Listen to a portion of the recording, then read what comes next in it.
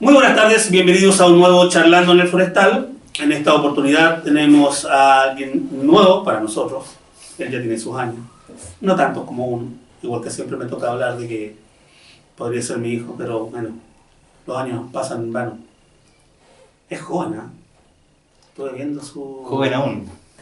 Joven aún. ¿Lo presentamos como Leonardo Pérez o lo presentamos como Gato Romano o lo presentamos como...?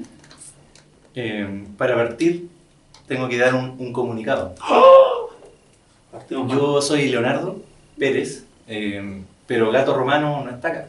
No está acá. No, Gato Romano, ahí les voy a contar un poco más en detalle, pero tenemos una especie de relación extraña entre Gato Romano y yo. Zoofilia, nunca me ha ido bien, pero bueno. Ya lo escucharon, ya lo vieron, aquí está. Bienvenido, Leonardo, un placer tenerte. Sabemos que ya tienes más libros, pero este es el primero, queríamos hablar de este. Sandai existe, ¿verdad? Sí, o sea, partiendo sí, pero no. por esa premisa de que Sandai es un orangután real que existe. En cierto zoológico, que no voy a nombrar, pero claro, es un orangután que fue como el disparador del proceso creativo que me llevó a escribir esta novela. Sí. Oye, es encantador leer tu libro porque no hay que preguntarte porque contáis todo. Cuentas cómo, de dónde salió la idea, cuentas por qué lo escribiste, quién participó, y al final terminé dando más datos, entonces uno, lo único que queda a uno es pasámoslo bien hablando de animales. ¿Por qué los animales tienen vida en tu libro? Vida como la nuestra. Bueno, al final del libro, claro, aparece un apartado donde se cuenta un poco el proceso creativo. Eso también a mí siempre me ha gustado como escribir, pero además reflexionar sobre el proceso creativo, que yo lo encuentro un tema apasionante, como una persona X, no necesariamente escritora, una persona X puede generar los mecanismos para que su creatividad construya algo y ese algo tenga después vida propia. Entonces, ese proceso me alucina y por eso siempre en los libros que yo hago, al principio, al final, o incluso lo hago parte también del relato, viene una reflexión metaficcional. Eso, en el caso de Sandai, ¿por qué aparece la figura del animal personificado? Porque me interesaba un poco hablar justamente de la libertad y es una excusa en el fondo, el animal en el zoológico, para hablar del tema de fondo que en ese momento me interesaba, hablar de la libertad. También es un tema que es extrapolable a cualquier minuto de la vida y de hecho hoy día mismo podríamos estar hablando de lo mismo. Porque sí. Las jaulas que tenemos interiormente incluso son más fuertes que las de afuera. Para los efectos de la novela, obviamente esas jaulas sí son importantes porque son animales y tú estás tratando de... Me dio la impresión luego de leerlo que estás en contra de que estén enjaulados y preferirías que estuvieran en su hábitat natural. Lo que pasa es que no hay que tomarse la novela tan literal. Muy bien. Es una excusa, como te dije, y sí, hay una de las frases del libro que dice que las peores cárceles son las que tenemos en nuestro interior. Entonces, la fábula, tú sabes que ocupa animales para entregar un mensaje. Esto es una fábula. Sí existe el animal, sí existe como la historia en la realidad, pero es solamente un disparador porque en la ficción se construye un mundo que en el fondo está hablando todo el rato de la libertad y de cómo este personaje está conquistando su libertad. Con muchas dudas, ahí está el camino que hace el héroe, con muchos problemas, con muchas dificultades, también muchas caídas, pero al final llega a conquistar su libertad de alguna manera. no de manera perfecta, pero sí llega a conquistar. Pero también hay un proceso muy importante que hablas tú en la novela sobre la amistad, sobre el compartir con otros un ideal, sobre el trabajar en conjunto, a pesar de que el personaje en particular es muy introspectivo, necesita de los demás, y eso es como muy también pensable en la humanidad actual, donde el yoísmo es mucho más fuerte que el trabajo en conjunto, a pesar de que la historia nos demuestra que trabajando en conjunto logramos más cosas. Sí, hay una introspección muy grande de ese personaje, Sandai, y eso también lo lleva a reflexionar y a alcanzar una especie de sabiduría. Pero también, claro, reconoce que, y también hay en la novela actos muy solidarios y bondadosos respecto del otro. O sea, en el fondo, mirar al otro, al animal en este caso, y tratar de generar esa red de solidaridad. Hay personajes muy lindos, sobre todo en la última parte. Estos jóvenes que son idealistas, son capaces de sacrificarse su vida, su libertad, para la libertad del otro. Y es un gesto muy bonito. Creo que por ahí son gestos que en la juventud yo lo he visto. Yo soy profesor de colegio y he visto que hay todavía, a pesar de los tiempos en los cuales estamos, que son tiempos complicados, individualistas, son tiempos en donde las utopías se cayeron, ¿cierto? Después de los años 60 ya no hay utopía, dicen. Pero, sin embargo, el ser humano igual, sobre todo en las nuevas generaciones, que tienen menos miedo que nosotros, tienen el germen de la utopía. Siento que ahí está un mensaje de aliento del libro. ¿Y tú tienes esperanza? ¿Eres de los que ve un futuro o ve algo de sol entre medio de la sombra, o eres pesimista como yo? Yo creo que siempre hay que tener una cuota de pesimismo porque nos baja a la tierra, pues tampoco la inocencia pura, que uno la va perdiendo a medida que va pasando el tiempo, es algo que es hermoso, ¿cierto? Creer en los sueños, creer en la utopía, en los ideales, y bueno, en la medida que uno va creciendo se va enfrentando a la vida y la vida le va pegando portazos, ¿cierto? El mismo sueño de ser escritor, que es muy utópico, es una profesión muy utópica que no se estudia en ningún lado, se aprende en el oficio, en equivocarse, en tocar puertas, te las cierran, pero sin embargo uno sigue ahí, porque cree en algo superior, cree en algo que va a ocurrir, y no estoy hablando de hacerse conocido, de vender libros, no, estoy hablando de lograr como escritor llegar a la belleza.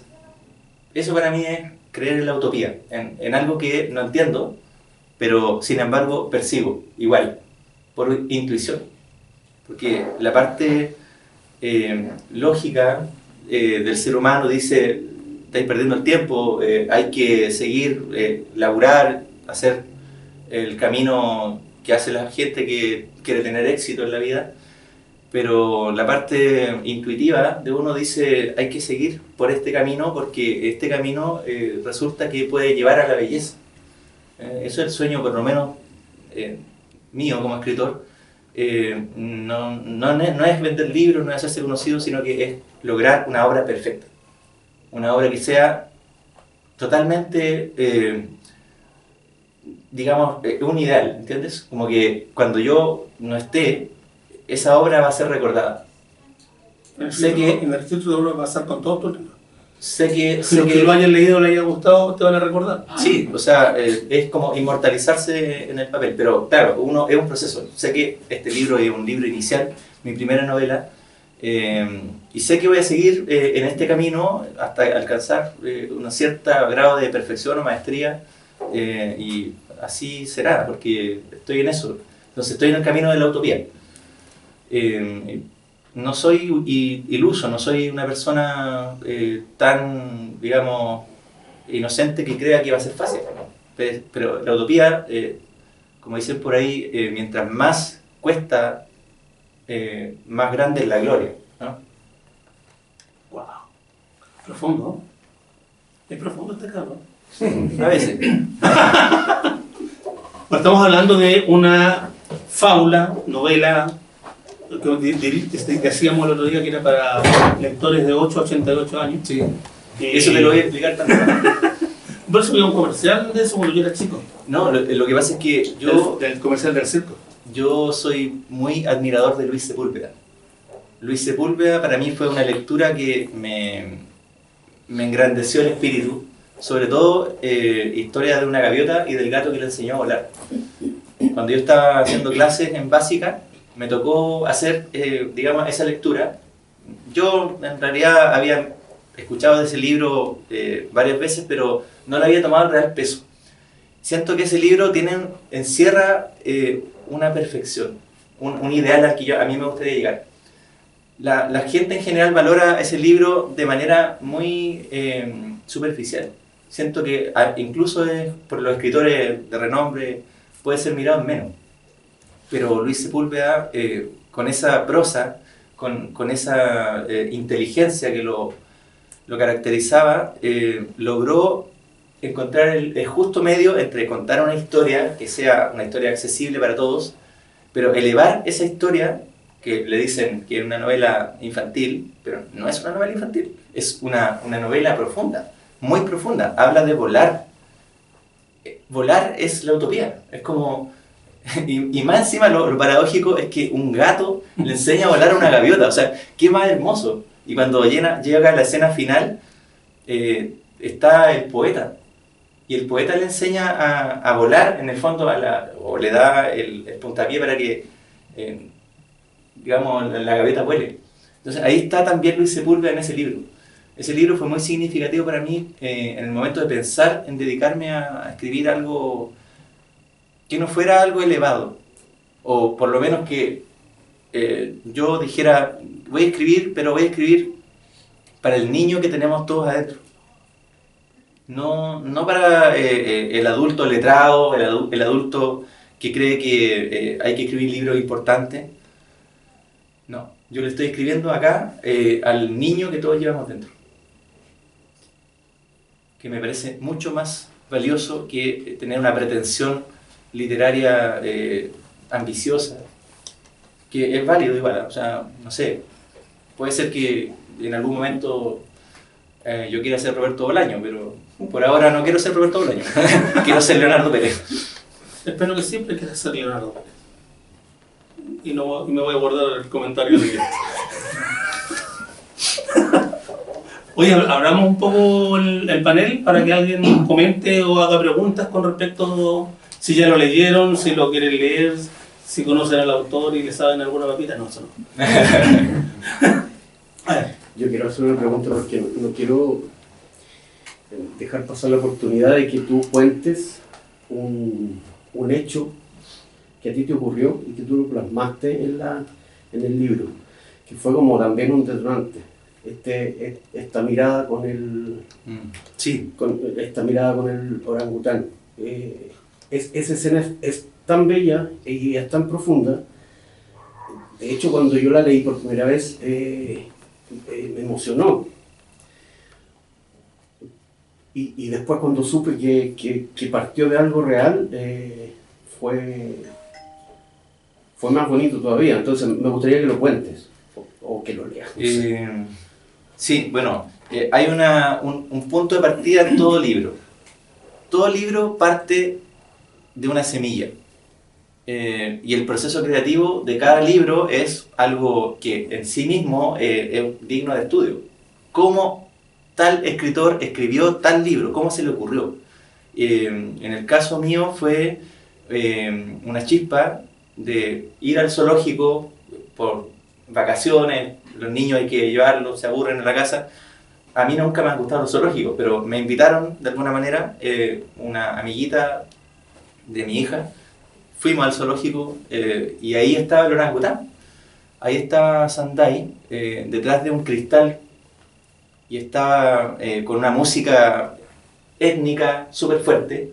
La gente estaba con los celulares tomándole fotos, había un montón de personas haciendo mucha bulla, el animal obviamente estaba muy estresado y estaba de espaldas a la vitrina. Y en ese momento que yo empecé a mirarlo, vi todo este contexto y me dio pena, no pena, no es la palabra precisa, la palabra es compasión, en el sentido budista de compasión. Y en eso el orangután se da vuelta y ahí por primera vez lo pude mirar a los ojos. Y fue una mirada que me transmitió tantas cosas, una mezcla de emociones. Entonces ahí yo digo en el libro que esa mirada nunca la voy a olvidar. Esa mirada me llenó de compasión. Ahí me dije, ya, esto tengo que escribirlo. Tengo que escribir esto de manera intuitiva. O sea, ahí pasa la intuición, pues no pasa por tu raciocinio. Te queda la imagen, ¿entiendes? A mí me pasa eso, que cuando yo tengo una imagen muy fuerte, la guardo en alguna parte de mi cerebro. Y luego pueden pasar 1 año, 5, 10. Yo creo que pasaron cerca de 7 años. Y ahí empezó a juntarse con otra imagen, ¿sí? Otra de las imágenes que yo tenía en el libro era la imagen de Santiago, de Chile, de noche, todas las lucecitas que se ven cuando tú subes a cierto lugar, el cerro. Y esa imagen de Santiago de Chile con las lucecitas, que bueno, aquí con mi amigo Diego Pérez, en algún momento estuvimos viendo eso, y hablábamos de que cada lucecita de esa era un destino humano.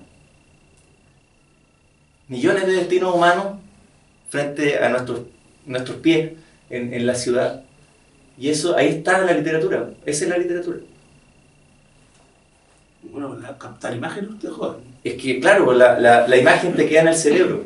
Y después hay otras imágenes más que están en el libro, por ejemplo, la imagen de un choque, de un auto que choca, y del auto sale un orangután. O sea, ¿qué cosa más random, como dicen los jóvenes ahora? que hay un choque y aparece un orangután. Ese es como el comienzo de la novela, porque es impactante. Y lo de las noticias, ¿tú hiciste un seguimiento a la vida del orangután o te enteraste? Porque me imagino que sí. Yo no sabía que venía de Alemania, para empezar. Claro, sí, es un seguimiento muy poco profundo en todo caso, porque no me metí tanto. No querías hacer historia, querías en la investigación, claro, como que ya investigué un par de cosas, pero eso me sirvieron para poder estructurar la historia. Entonces, este orangután nació en Colonia, Alemania, en el zoológico. Ahí, por supuesto, me metí e investigué cómo era el zoológico de Alemania, cómo funcionaba. Me acuerdo de haber descargado planos de cómo era el zoológico, visualizar como mi cabeza.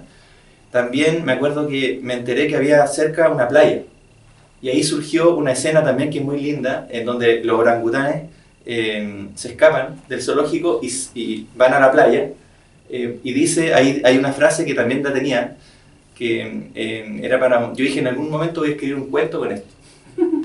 Más vale una noche de libertad que toda una vida de esclavitud. Ahí estaba la frase. ¿Cómo llegué a esa frase? También por el inconsciente, pero entonces ahí construí ese relato de que los orangutanes van a la playa. Cuando se arranca. Claro, cuando se arranca. ¿Alguien más iba a decir algo? Este es su momento de hacerse famoso, ¿no? Traje algunos palos blancos. Pagados. Pero hay harto. Hay harto. Adelante. Por lo general en la entrevista a los autores siempre se aborda la obra, y súper bien porque es precisamente lo que se quiere mostrar, pero siempre pienso que también existe la posibilidad y la oportunidad de ver qué está detrás de esa obra. Entonces mi pregunta va por ahí. Voy a tratar de invertir la secuencia.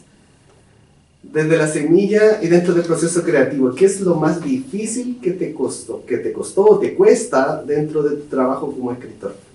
¿Cuáles serían, como por ejemplo, las piedras de tope?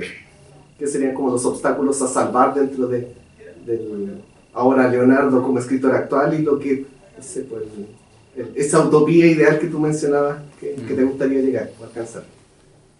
Sí, me acuerdo de una frase de Bolaño que dice que escribir no es natural.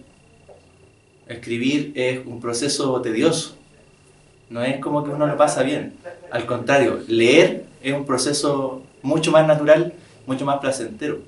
Entonces siento que leer, claro, es más cómodo además porque te estás recibiendo. En cambio, escribir es como desdoblarte, plantear desafíos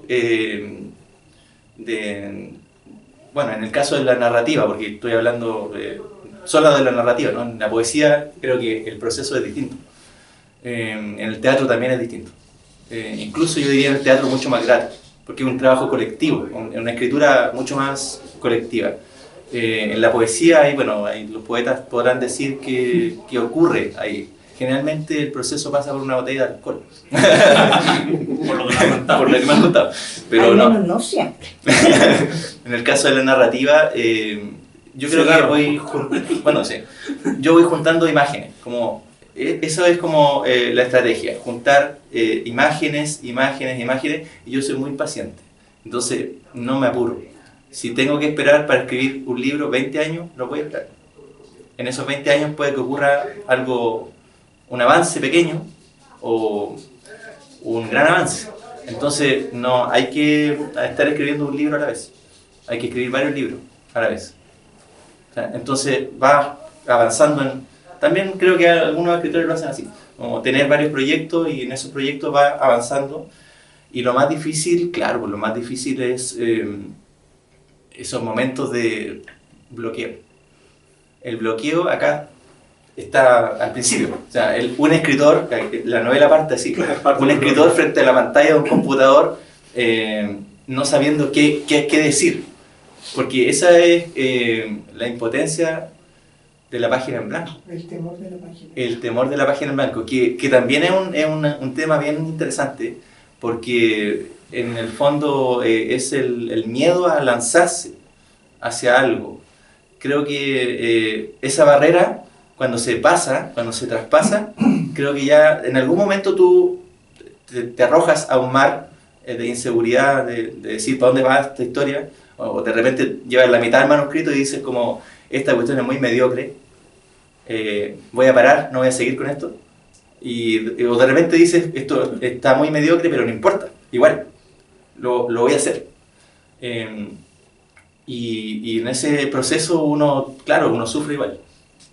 Creo que, pero también llega una parte del proceso creativo de un libro en donde algo te hace clic adentro y tú dices, sí, por acá, esto era, y te empiezas a entusiasmar. Entonces ha ocurrido, a mí nunca me ha ocurrido, pero ha ocurrido que autores han escrito libros muy buenos en una semana, como de éxtasis, de iluminación. Pero creo que todos son procesos del inconsciente, que va asociado a nuestro cerebro, cómo funciona el cerebro de un artista. Me encantaría tener esa respuesta, pero es muy diverso. La creatividad, como te digo, es un tema muy apasionante. Sí, por favor. Leo, mencionaste la figura del poeta en la novela de Luis Sepúlveda a propósito del vuelo. Sí. A propósito de eso... Solo se atreve a volar el que... Solo vuela el que se atreve a hacerlo, algo así era la frase, muy hermosa. A propósito de eso, ¿cómo vinculas tú, si es que te ocurre, al menos en esta novela, si hay una conversación entre esta creación y la poesía? No la figura del poeta, la poesía como género literario, ¿no? ¿Sí? Si hay algún diálogo de tu escritura con la poesía. Sí, siempre. Desde que yo era adolescente me sentí más poeta que narrador. Siempre escribí narrativa, pero siempre me he sentido más cercano a la poesía, porque para mí yo considero ser poeta como en el amplio sentido. O sea, para mí, por ejemplo, grandes novelistas son poetas. Son poetas porque han logrado llegar a ese clímax poético que, claro, la prosa es otro camino solamente, pero sí hay una conversación muy importante con la poesía. Yo siento que hay un problema en todo caso. El problema es que en la narrativa tienes que hacer avanzar la acción. Entonces, tienes dos opciones cuando te enfrentas ahí al párrafo. Por un lado, o hago avanzar la acción y la historia, la arquitectura de la novela o lo que sea va fluyendo y va avanzando, cosa que es requisito para que sea narrativa, o me detengo y contemplo, o me detengo y hago un clic con la poesía. Siento que en algunos momentos de este libro yo me detuve, la historia no avanzó más y me dediqué a generar esa imagen, ¿entiendes? Me han dicho también algunas personas que han leído que hay como una creación de atmósferas muy poéticas. Y eso, claro, está detrás de la intención de crear una atmósfera poética. Ciertos colores, ciertas situaciones, ciertas frases. También hay las frases que... Este libro es un libro que, digamos, que tiene unas 10 o 15 frases que son... Yo las puse ahí porque las pensé antes. Digamos que el relato es como un periplo para llegar a esa frase. Yo creo que no es una frase muy poética esta, pero sí, por ejemplo, cuando dice una chica, Camille, ¿cierto? Le dice a Sandai, adiós, Sandai, adiós, hermano. Eso que no es muy poético, para mí era tremendamente poético. ¿Por qué? Porque el contexto de la historia, el contexto de la novela, yo cuando escribí esa frase, lloré. Porque para mí era, digamos, una acumulación de situaciones. Entonces cuando le dice adiós, hermano, es un momento muy emotivo de la novela. Siento que ahí, además se separan, ahí está la poesía, ¿no? Digamos que la poesía está en la frase, pero más el contexto en la narrativa. Hay un contexto detrás, ¿sí? Así que esa frase que es muy cotidiana, en esa circunstancia es muy poética. Igual se siente tu gusto por la poesía en el libro, porque el tiempo en varios pasajes es más poético que novelesco. El tiempo, sí. Sí, el tiempo como que se detiene, el tiempo como que va... funciona de otra manera, Sí. ¿verdad? Y se la leí. No me crees. Además, Y la leyó rápido además, porque... sí, pero en una semana semana. me voy a hacer leer un libro rápido, me carga leer libros rápido. Estamos hablando de un libro que las pretensiones del autor, como él mismo lo dijo, una vez que salieron de su... se publicó y el libro ya no es de él, y uno lee lo que quiere leer.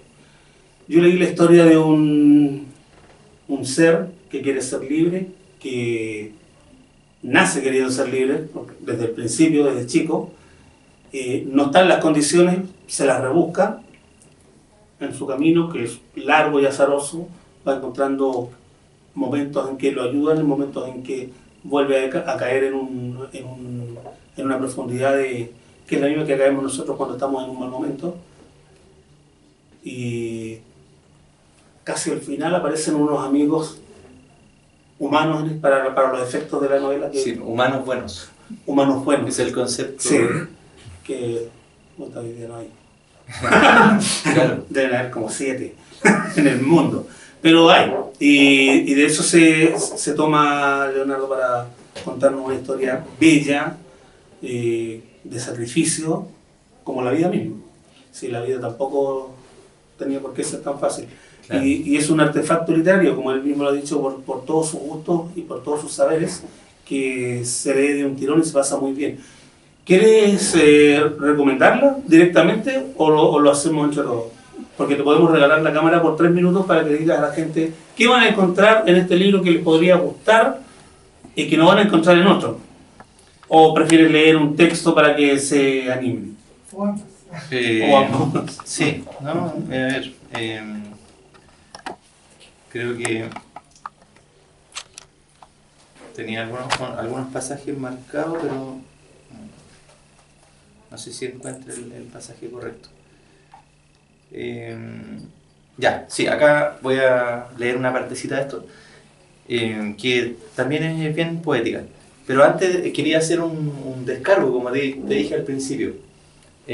Lo que pasa es que esta novela es de Gato Romano, ¿ya? Gato Romano es un gato que yo conocí hace un par de años en Valparaíso. Entonces este gato me interpeló y yo empecé una relación con él, una relación bien extraña porque él me dijo que me dictaba novelas y yo, bueno, accedí a esto con la condición de que esta aventura la emprendiéramos juntos, porque también me gustaba escribir, pero él intenta cada cierto tiempo adueñarse de mi personalidad, digamos. Entonces el gato romano, bueno, después vino a Santiago, es un gato que anda por los tejados de todo. Tiene sus pretensiones también, ¿eh? Tiene sus pretensiones literarias, así que por eso compartimos la autoría. El Gato Romano es el que finalmente me dicta los libros. Ya, ahora voy a leer el texto. Dice Chantec, el padre de Sandai, que también era un orangután. Dice: Chantec volvió a hablar. Tú me pides ser un simio fuerte. Yo no te puedo enseñar. Solo te puedo dar un consejo. Entiende que la fuerza no está afuera, está dentro de ti. En tu vida habrán cosas que te harán daño y te harán sufrir y llorar. Pero esas cosas también te harán fuerte. Esa es la verdadera fuerza, la que te queda después de que sobreviviste al golpe. Después de esa noche vino la conmoción por el incidente del científico y Sandai no volvió a ver a Chantec en varios días. Cuando todo se hubo calmado, el pequeño simio volvió a la copa del gran árbol. Esta vez no iba todas las noches. Comprendía que a Chantec le gustaba la soledad. Durante 4 años lo visitó y aprendió muchas lecciones del gran simio. Una noche blanca, especialmente fría y hermosa, dado que nevaba sobre el zoológico, Chantec le dijo: Chantec es simio viejo. Mira al cielo para sentirse libre, pues sabe que morirá en su jaula. Pero Sandai es simio joven, fuerte. Sandai no es libre. Debe buscar en las estrellas el camino hacia su libertad. No, ¿qué?